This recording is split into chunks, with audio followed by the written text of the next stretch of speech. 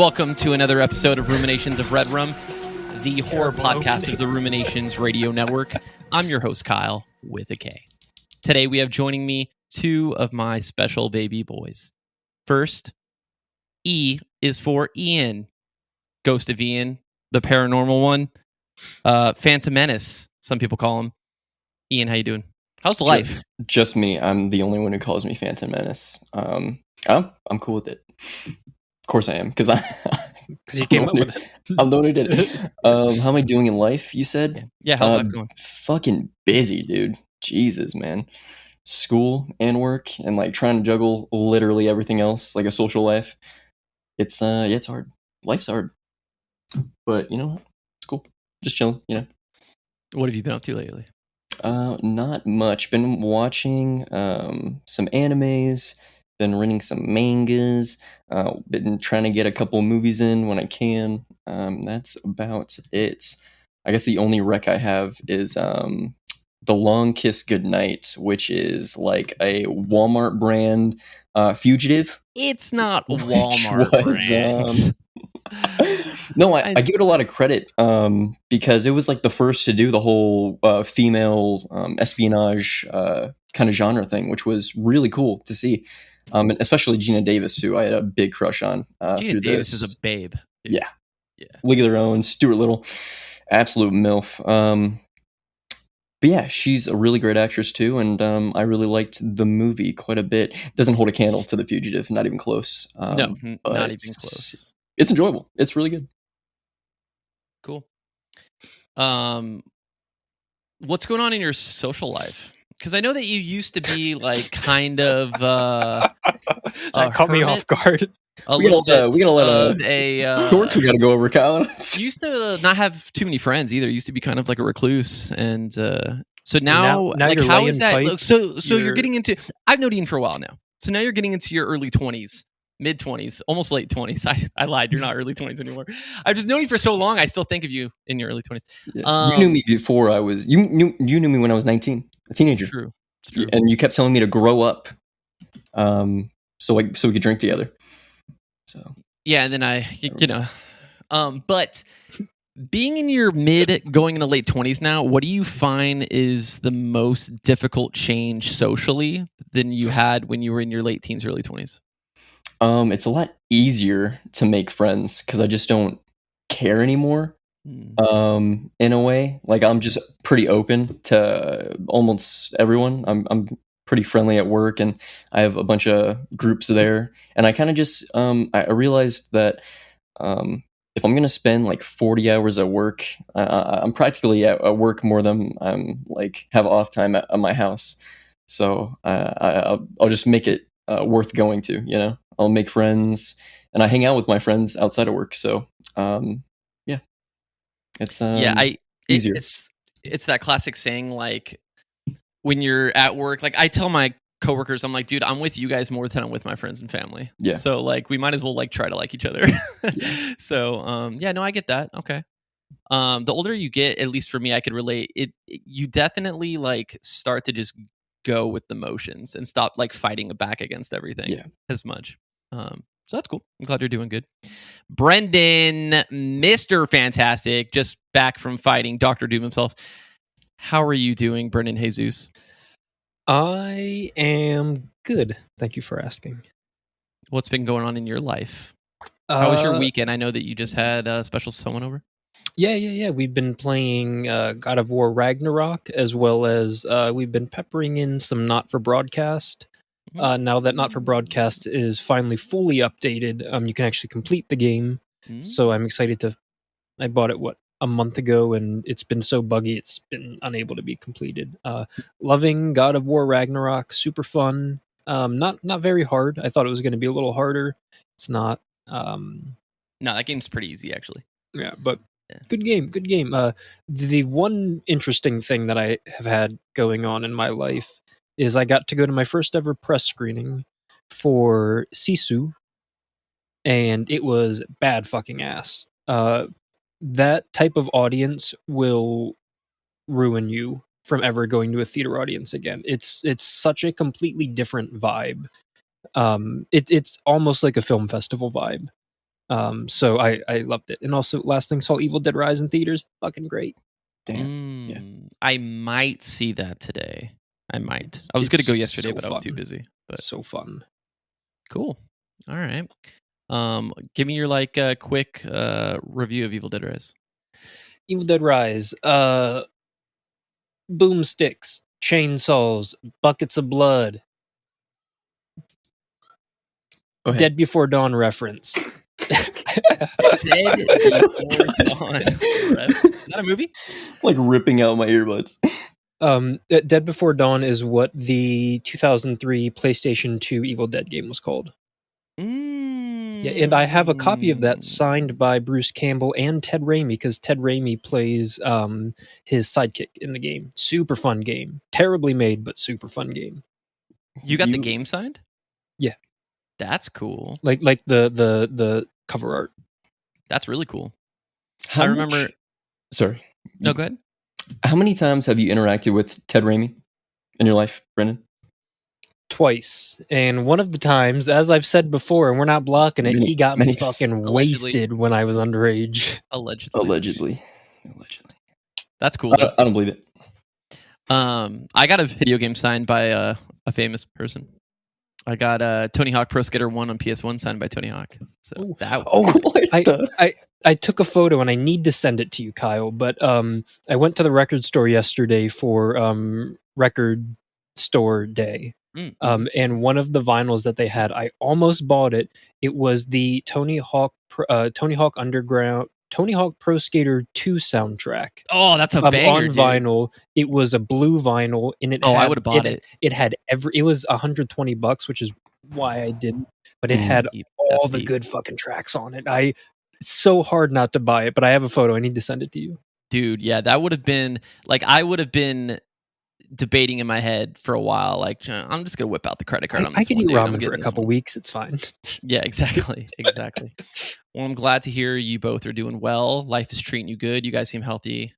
Very happy about that. I have been going on a Scream franchise rewatch, which is really fun, really cool. I haven't seen 3 and 4 in quite a while. 3 in a very long time. I haven't seen 3 since high school, probably, which was 47 years ago. So Scream 3, loved it. It was fun. It's probably my second favorite in the franchise, honestly. I love the cameos in that. It's got Jane Silent Bob in it. It's got Carrie Fisher in it. It's got so many cool little cameos. And that movie is just really fun. And the whole LA setting, they really just play with it. And dude, I love it. And I actually like the twist at the end, the killer. I thought it was a little bit over the top, but so is Hollywood. Brendan.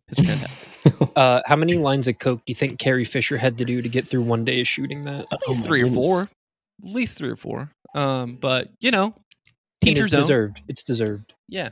Also rewatched Scream 4. Liked it more than I did when I first watched it. I feel like watching them back to back like this, you kind of have more of an appreciation for what he's trying to do with the sequelizations and playing with that. Scream 2 still sucks, but I am excited for Scream 5 again. I think I might even like it more than I did in theaters, which I didn't hate it. It wasn't amazing to me, but I'm excited to rewatch that, which is also going to be probably today. I feel like Scream 4 was so, because we waited 10 years, and it's so tonally different, because the first one, obviously it's very serious, but there's also that really tongue-in-cheek nature of it. I feel like Scream 4 kind of loses that cheekiness about it and kind of just goes at it as a horror film rather than almost a kind of a horror comedy. Yeah, I agree with you. It does get less there's less comedy elements for sure. But I just think it's a cool idea. And I think Wes Craven might be the only one that I could think of that might have made a remake to his own franchise. He kind of remade his own franchise with that. Twice. Yeah. Because he also did he didn't do Last House on the Grave. Oh, wait. Last House on the Grave? Last On the House grave? Jesus Christ. No, but no, I'm enjoying it. And I hate going to the movies now, so I hope that Evil Dead Rise is good. I'm looking forward to it. I might see it today, but I always talk myself out of going just because I get lazy. But we'll see. But I'm also looking at wedding venues, guys. That means like location, right? Yeah, like where we're gonna have the wedding and shit like that. Is it going to be in Arizona, or are you going to move it to Cali? I think we're gonna. I mean, I wouldn't go to Cali, but I would do it in Arizona. That's what we've been looking for anyway. But we're gonna try to do it on Friday the 13th in October. So. Of this year? In October. Yeah, of this year. Nice. Yeah. So I'll put my time off request in now. Oh yeah, no, you're invited, Ian. I haven't decided yet, but we'll see. I could be the flower person. No, you both are invited. There's a strict no ghosts allowed policy at this venue. No paranormal ones allowed. Today we are talking about a anthology film. We've covered the first film with guest host Georgie and Ian in the past. It was a good episode. You should go check it out if you want to check out ABC's of Death 1. But today we're covering the 2014 film ABCs of Death 2. The budget was roughly $130,000, and the way I calculated that is each filmmaker was given $5,000 to make their short film. So it was probably a little bit more than $130,000 with like advertising and stuff like that, but that was just like the rough estimate based on what they allotted each director. It premiered in 17 theaters, making a total of only $4,000. Wow. Yeah. So we know it's doesn't have a great critical reception. Holy. I still would like to see another ABCs of Death. I think this is a very fun idea. I have news on that. I really, really like this idea, and I kind of wish they would make another one. There's ABCs of Death 2.5 is like it's all the because they held a contest for the letter M in this movie. In the top 26 that didn't get into ABCs of Death 2 is in 2.5. Oh, so does 2.5 have its own set of 26 films? It's only the letter M. Just the letter M. So the best short from all those made it into this one? Yeah. And that was Masticate, the one where the guy's on bath salts. Gotcha. Oh, yeah. M for Masticate. Runner up for sure. Spoilers. Zombies. I love zombies. Okay, so I think the way we're going to do this is I'm just going to give a rundown of each letter in the film, a brief description, and maybe a little bit of facts about the directors. But first, Brendan, we have our first ever new segment, Fear Facts. So to give you guys a little sneak peek at what I'm going to do, I've got two things lined up for you. I wrote a little bit of an acrostic. It's an acrostic poem. It's also kind of half slam poetry. And after that, I will follow up with my my facts about this film. So here we go. A film by 26 filmmakers. Buckets of blood to grace the screen. Chaos cascades for 2 straight hours. Dozens of talented voices. Larry Fessenden, to name my favorite. Every short, a new chance of terror. From America to Japan, we cover a bevy of countries. Good, bad, and everywhere in between. These films range in quality and quantity. How do you feel about these shorts? I'm not going to spoil it yet. Just know it's not as good as the first one. Kills galore, and even more. Light in substance, heavy on gore. Many filmmakers entered, only few will score. Never a dull tale this film will bend. Only the strong will make it to the very end. People will die, people shall pass. Questions of some, we sure will ask. Reaping rewards, we've already basked. Short after short, this film is historical. Too many, some ask, a question rhetorical, universally panned, critically bad. Very much agree, the fun I have had. What are your thoughts? Xenial, Yuzu, Zanzibar. I couldn't think of an X, Y, or Z for that one. So that's my little ABCs of Death poem. F is for Fear Facts. ABCs of Death 2 was a highly anticipated film for me in college. I was following Magnet very heavily, and I was so excited when this came out. ABCs of Death was created by the spectacular Ant Thompson, who was a producer on such films as Deathgasm, Turbo Kid, Censor, which I really liked, and he was the writer-director of the one and only film Come to Daddy, which I didn't know that fact. I thought that was cool. And it was also created by Tim League, who is, and this is absolutely insane, he's the co-founder of such things as Mondo, Neon Cinema, Fantastic Fest, and none other than the Alamo Drafthouse itself. This film has quite the legacy behind it, I would say. These two genre-loving people would take their love of all facets of cinema by giving 26 directors $5,000 in full creative control to create this sequel to their very popular first film. From first-time filmmakers to genre legends, ABCs of Death 2 is a melting pot of horror lovers from all around the globe. Some of the filmmakers include one of the two members of the Mighty Boosh, Julian Barrett, the Twisted Twins themselves, the Saska sisters, writer-director of the insane Israeli film Big Bad Wolves, Navit Papu Shadu. I think I mispronounced that, sorry. Academy Award nominee Bill Plimpton, the creator of Cube itself, Vincenzo Natali, and my personal hero, Larry Fessenden. Due to illegal pirating of the second film, Ian, this film was not able to succeed financially, and therefore there is a third ABCs of Death in the works, but it is still in development hell, and it has been for 5 years.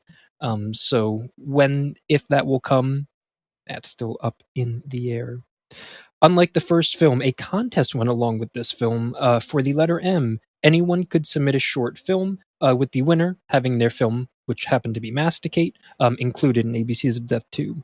A semi-sequel would come out 2 years later, ABCs of Death 2.5. I know we just covered this. I probably shouldn't recover it. Featuring 26 shorts from the contestants that almost made it into the film itself, all with the letter A. We are talking ABCs of Death 2. A is for fucking awesome. All right, boys. Well, let's get right into it. So I think what we'll do is, as we're going down the list, just go ahead and shout out which is in your top three. They don't have to be in any specific order. Mine aren't. I didn't rank them 1 to 3, but you can if you'd like. And then you can also put the 3 you like the least for any particular reason. Also, doesn't have to be ranked. Let's get right into it. You guys ready? Absolutely. C whatever.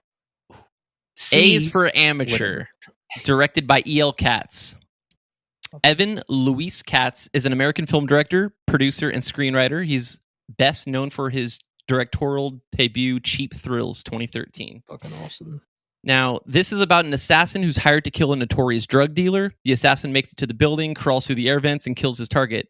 This, however, turns out to be a fantasy, and when he gets to the air vents, they are realistically small, dirty, and covered with sharp objects. The assassin gets stuck and bleeds to death. 3 weeks later, the smell of rotting flesh leads to the drug dealer's apartments, and then he falls from the air vents, causing his gun to go off and kill his target. What do you guys think? So I rated all of these, so I will give my rating for every single one of these. I give this a 6 out of 10. Cool. Which doesn't necessarily mean I didn't like it. I thought it was actually pretty funny. I liked the dark humor side of it. But that's really about it. I feel like it could have had a little more humor to really drive it home. But no, I think it's nice and short and sweet. And yeah, I give it a D. I really like E.L. Katz, and what I appreciate about Amateur is that it feels a lot tonally different from his other stuff. So I really enjoy it. I like the concept. I like the execution. If I had to give it a rating, I'd say a 7 out of 10. That's solid. You're going to hear me say this a lot throughout this episode, but I think A for Amateur, I think playing off the word amateur, this was a very creative kind of short. I think it was pretty funny as well. And I just like the directing style of this short. I think it looks really good, and yeah, I enjoyed it quite a bit. It did not make my list though of favorites or honorable mentions. No, me neither. It was a solid opener though. I would say. I agree. So we'll move on to B is for Badger, directed by Julian Barrett. Julian Barrett is a British film and television actor, comedian, musician, and music producer, best known for playing Howard Moon in the cult comedy The Mighty Boosh. The first found footage short, Peter Tolan, a rude, narcissistic wildlife documentary director, constantly berates his crew as he tries to report on the local badgers that have presumably been killed off by waste from a nearby power plant. This is like a Walmart brand Ratma segment. Mm-hmm. That's what it felt like to me. I did like the gore at the end. I thought that was probably the best from this short. But the acting was like kind of dumb, and I wish it pulled him into the hole a little quicker. It kind of looked very awkward when he got like sucked into the hole. But I give this a 6 out of 10. No harm. Enjoyable. I like how this is the second one. This is the first of 2 shorts in this film that will have a oneer in it. The other one is the one with the guys on the island. But I love how there's kind of this one take feeling to it, so that it does just feel like it was pulled off an SD card when they were, unloading their dailies. So I really like that almost that realistic aspect of it, and I think that it's short, it's sweet, it gives us the gore, and it's out. It doesn't overstay its welcome, and I would 6. Yeah, I'd give it a 6. I like the segments that are short and sweet. I put in parentheses Christian Bale for this one because it just reminded me of that whole interaction. If you know, you know. But yeah, this was fun. I kind of wish it showed the badger. Like, if you get a little bit like a... That's what it was missing. Like a practical effect of the badger, that would have been cool. But yeah, this one was good. It didn't make it on my list of favorites. C is for Capital Punishment, directed by Julian Gilby. Julian Gilby is a British film director, editor, screenwriter, actor, cinematographer, makeup artist, and costume designer. Best known for his segment in this film, ABCs of Death 2. This is... I'll start because this is one of my 3 favorites, and this is also the one that I would like to see made into a feature. We got our first feature. I love small town films like Population 432. Like the idea of these small towns, while they are still governed by our law, or I guess British law, they kind of take justice into their own hands. So I think it would have been cool as a feature. It would be cool to see, the first 20 minutes of this guy moves to this new small town, and then he's somehow implicated in this girl's disappearance because he's the new guy in town. And then it kind of follows the small town justice of them torturing him day in, day out. And then towards the end, he's finally like, fuck it, I did it. And then right as they kill him, obviously, we find out that the girl's alive. I think that this could be an excellent feature film. It's funny, I knew this was going to be in your top 3 because this is not in my bottom 3, but I did give it a 4 out of 10. It doesn't really have a good a plot twist. He just didn't kill the girl, and then they just it's very straightforward. I mean, we've seen this kind of movie several times, so I don't know. If you like that genre, I totally get it, but no, this one just didn't do anything for me. I did like how they kept hacking at his head and not just like a clean shot. That was and the one guy says, Jesus Christ, and the pastor's like, whoa, okay guys, come on, let's chill out. Like that's where the line was drawn. Yeah, no, I did like the practical effects a lot. They didn't cut away, which was really cool. This gave me like Kill List vibes, honestly. But, I thought it was directed by Ben Wheatley, actually. Yeah, it definitely had that look. Ian, did this make your bottom list? It did not. It is not one of my bottom 3. Got you. Well, cool feature choice, Brennan. I dig it. We're going to move on to D is for Delouse, directed by Robert Morgan. Robert Morgan, He is a director and writer known for ABCs of Death 2 and The Cat with Hands. Sorry, I made some typos. And The Cat with Hands, 2001. D for Delouse. It's a stop motion animated short. A man is being held prisoner in a chamber strapped to a table. A trio of loused covered fleshy ghouls enter the room and kill the man. Use a needle tipped vacuum like tube. As they leave, one of the ghouls swats and crushes a louse, and from its remains, a giant louse soon emerges. If you've seen the movie, you get it. It's hard. You get it. You're listening to this episode, so I'm hoping you've seen the film. How do you guys feel about this short? I'll go first because Brendan's going to shit on it. This is my number one. It is a 10 out of 10 for me. I love stop motion. It's my favorite type of art form. This is so weird and disturbing, and the graphics are gross, and the lighting is actually really cool in this one too. It's got a lot of reds and blues and like cutoffs and for the screen. It's a really good one. I didn't understand it, but I loved it. I loved every single second of it. Even the score. I loved. It's a 10 out of 10 for me. I conversely am not a fan of stop motion. Something about it just makes me feel awful inside. I can't watch it. I've come across a couple short films by this guy in film festivals that I've covered, and every single time I'm like, fuck, I have to write something about it. And I don't like this art style. I know it's a lot of time, it's a lot of effort. It's an amazing art form. I just don't like it, and I can't stand Deloused. This is not my least favorite, but this is 23. No, it's 24. I'm sorry, because this is at the top of my least favorite 3. I thought this looked really cool. This was actually in my honorable mentions. More specifically, not honorable mentions in top 3, but honorable mentions as a feature. But it's not my feature. I think this would be really cool as maybe like an hour 10, hour 20 feature film. I want to know more of what's going on, and I do think the animation is super impressive. I agree with Ian. The colors look really, really cool. The transition of going in between that inner monster thing was really interesting, and I just thought it kept my I don't think I blinked the entire time.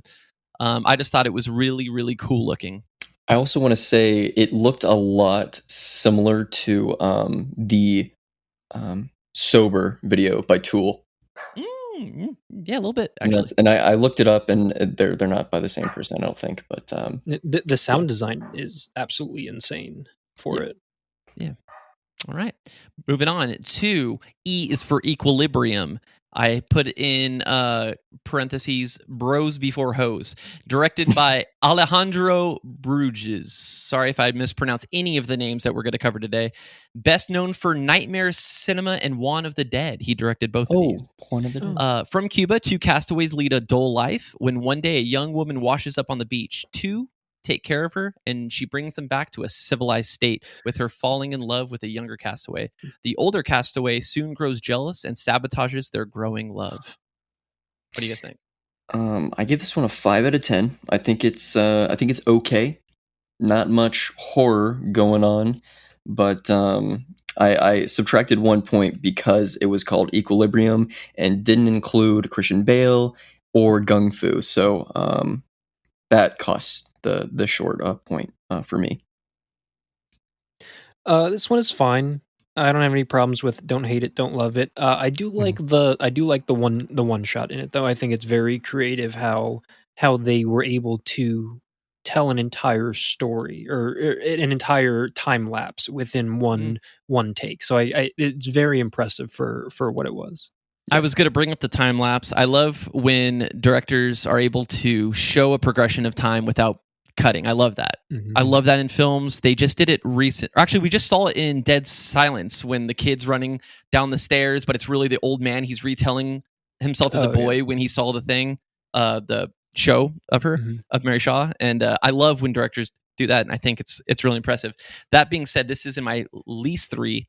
I think that the lack of horror elements is kind of a problem for me, and I just wasn't really interested in what was going on screen.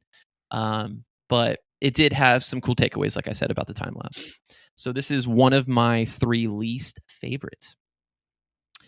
Moving on to F is for Falling, directed by Aaron Keshalis and Navit Papashado. They are Israeli film director and screenwriter who grew up in Lismore, best known for the 2021 Netflix film Gunpowder Milkshake. It's about an Israeli female paratrooper.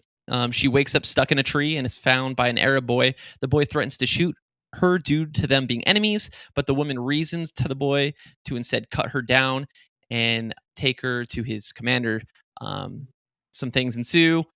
He gets shot falling from the tree, and she gets held responsible at the end. What do you guys think of this one? This is my number 3 on my least favorite.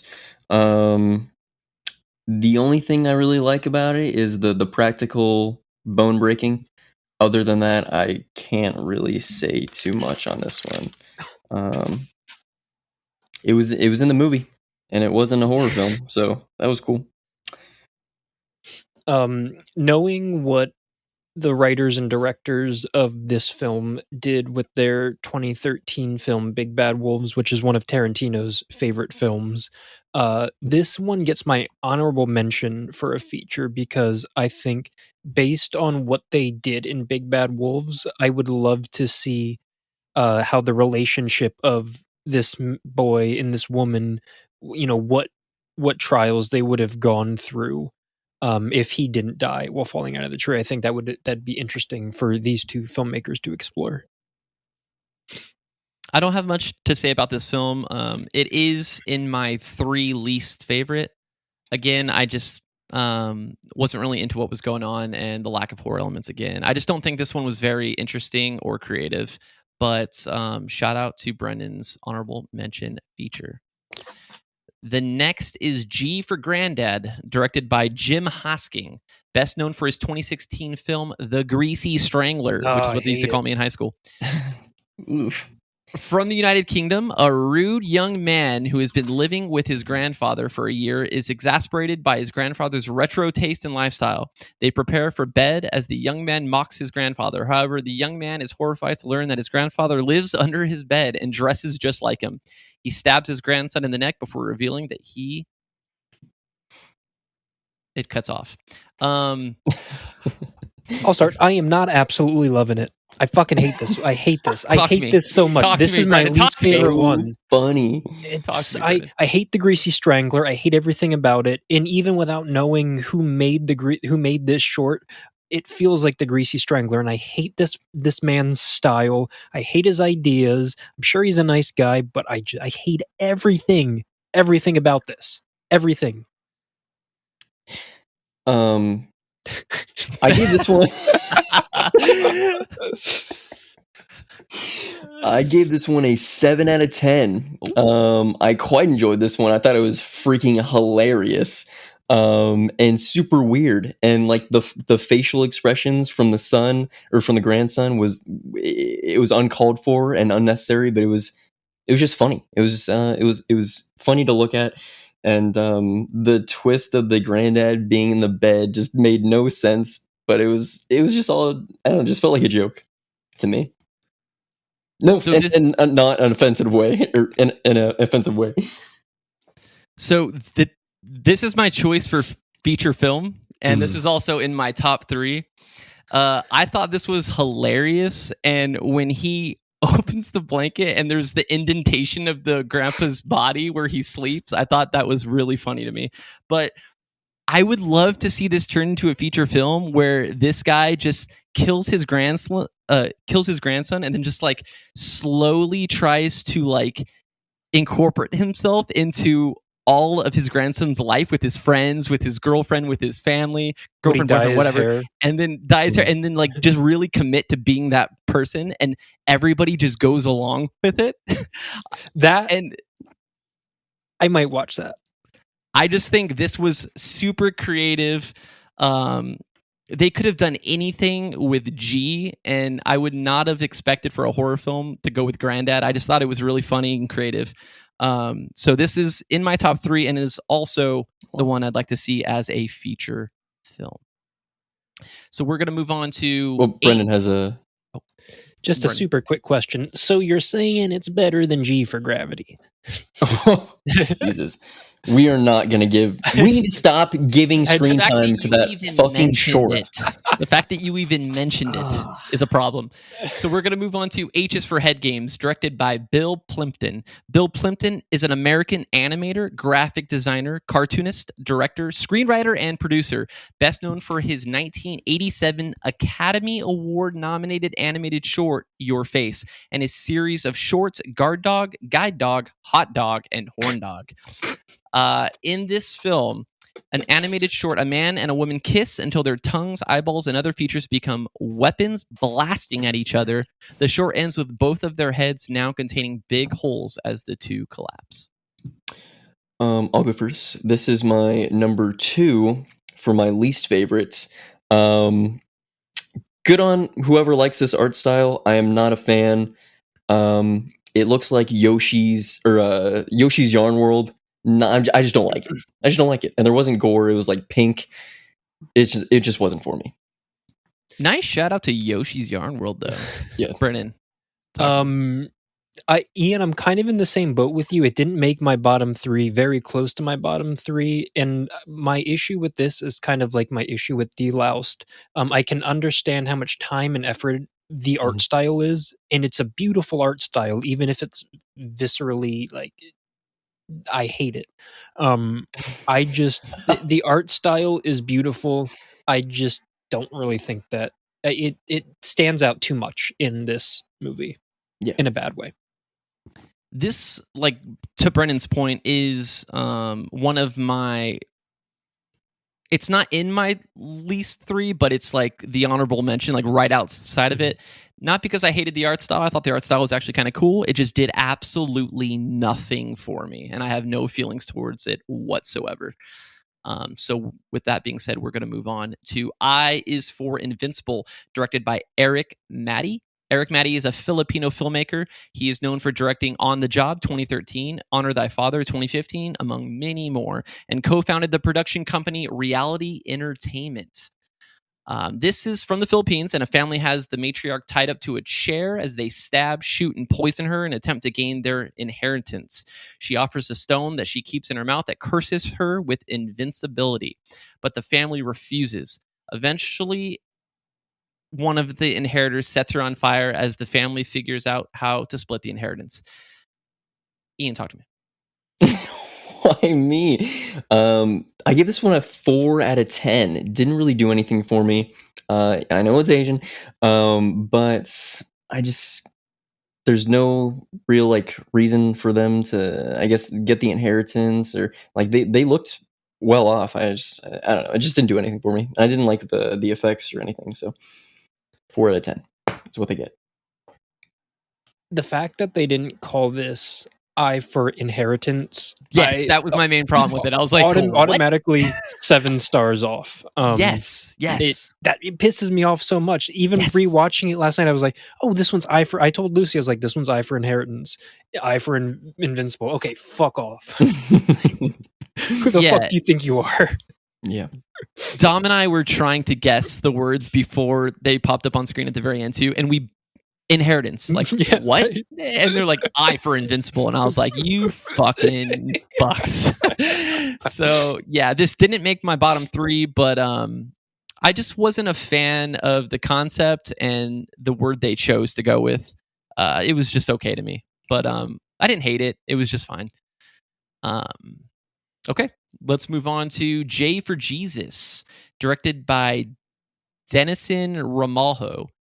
He's best known for his short in the ABCs of Death 2, actually. There wasn't much on him. But J is for Jesus is from Brazil. It's about a young man who was kidnapped by evangelist, I can never say that word, and a reverend for being gay. After being hired by the man's father, they imply to the man that his lover was killed by them as they torture him to convert the young man. he sees them as horrific monsters. Brennan, talk to me. I like the idea of it, and it had me up until the point where we see the spirit or demon of his lover.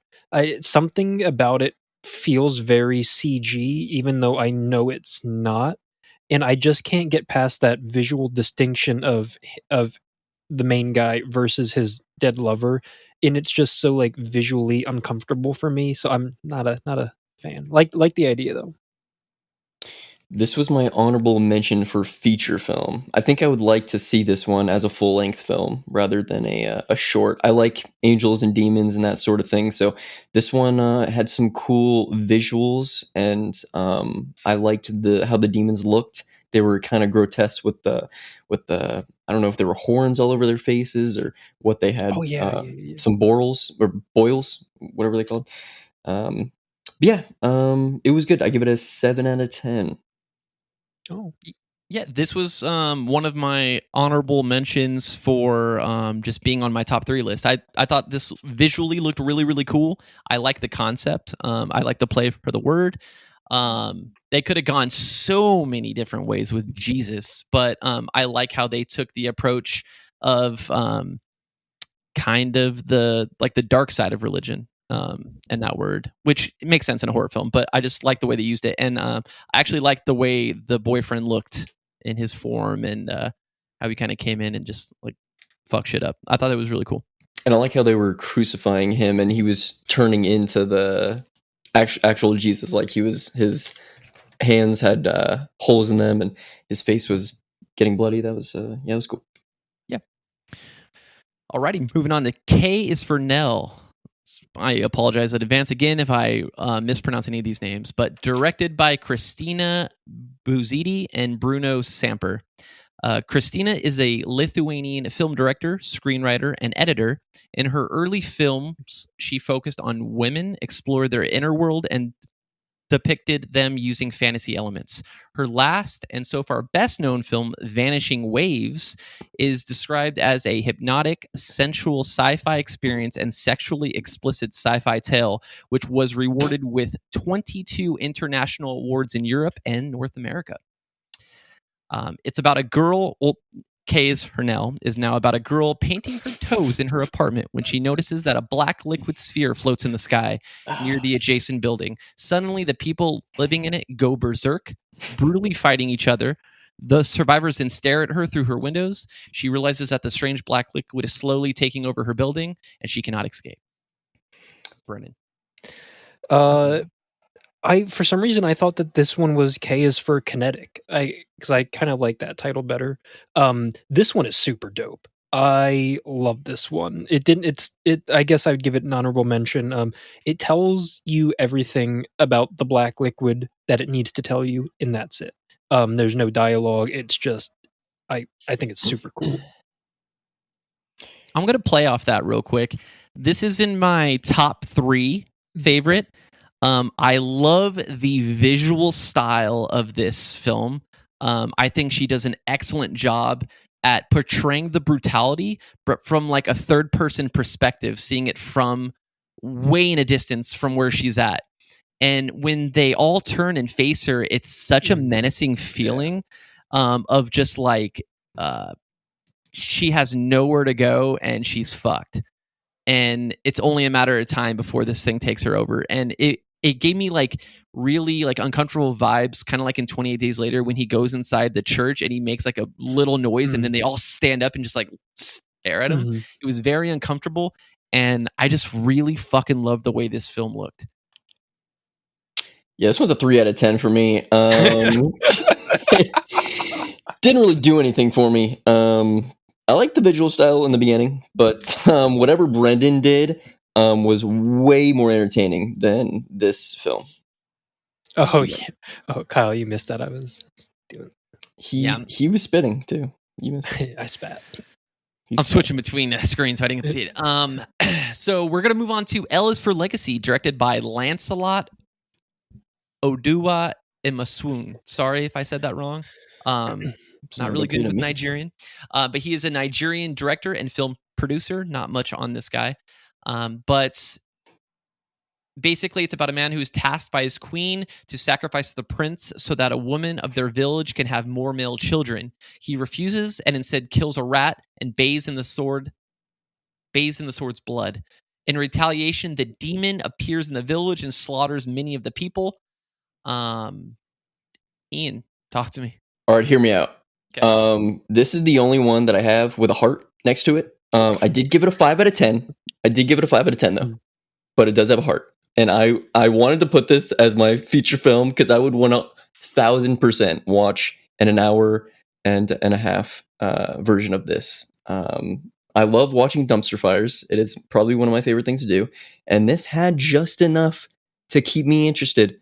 I was like, what are they doing? It's so bad, but like, you know, I can't turn my head. Like it was just, it's hard to explain, but I really like this one. I really like this one. I love how so far we have such opposite opinions, and also sometimes we agree, because this is my runner-up for feature film. Oh. I love the way the monster looks. I think it's kind of like what you said. I couldn't like look away, and then like half the time I was watching with like my mouth half open because I was like confused on what was happening, but also like really intrigued, and I was just like, what is going on? But I love the way it looked, and I wanted to see more for some reason. I can't explain it either. I'm right there with you, Ian. It didn't make my top 3, but it did make my runner-up for feature film. Brennan, talk to me. I don't know how familiar you guys are with Nollywood, which is the Nigerian Hollywood. In the mid 2010s, this guy was a very heavy hitter in the Nollywood scene. And while Ian, you said this film's a dumpster fire, it is. But Yeah. I think I would also give this one a heart because the passion and the energy that these Nollywood filmmakers have, they're using very little. They have very this early 2010s Nollywood, they had very bad computers to edit on, and so just like the drive and passion that, this is going to sound so cheesy, that cinema can literally land anywhere and it can be made anywhere is so beautiful, I think. So this one, Ian, I scoffed initially. This one has to get a heart because there's just the passion behind it is incredible. So I know this may be premature, but I think we're just going to go ahead and give L for Legacy the Ruminations of Red Room official honorable mention of the film. Yep. Let's just do it. Yeah. Let's go, bro. This is the one that I wasn't exactly sure was going to be on anyone's list. And okay, you're getting ahead of yourself.